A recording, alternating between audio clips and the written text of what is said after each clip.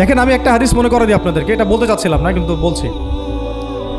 নবী সাল্লাল্লাহু আলাইহি ওয়াসাল্লাম একদিন ঈদের খুতবা দিচ্ছিলেন এবং ওই খুতবাতে তিনি বলেছিলেন যে, হে মুসলিম নারীগণ, আমি জাহান্নামে দেখে এসেছি যে তোমাদের সংখ্যা বেশি। মুসলিম নারীগণের সংখ্যা বেশি এটাও হাদিসের সঠিক ফাহাম না, মানে পুরো এই উম্মতের মধ্যে নারীদের একটা বড় অংশ জাহান্নামে যাবে এই উম্মতের মধ্যে। তো তোমরা বেশি বেশি সাদাকা করো, তোমরা বেশি বেশি সদকা করো, একটা খেজুরের টুকরা দান করে হলেও জাহান্নাম থেকে বাঁচো।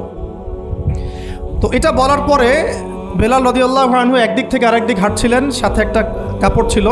নারীরা তাদের কেউ গলার হার, কানের দুল, হাতের মানে চুড়ি, এগুলো সোনার সব খুলে খুলে দান করছিলেন।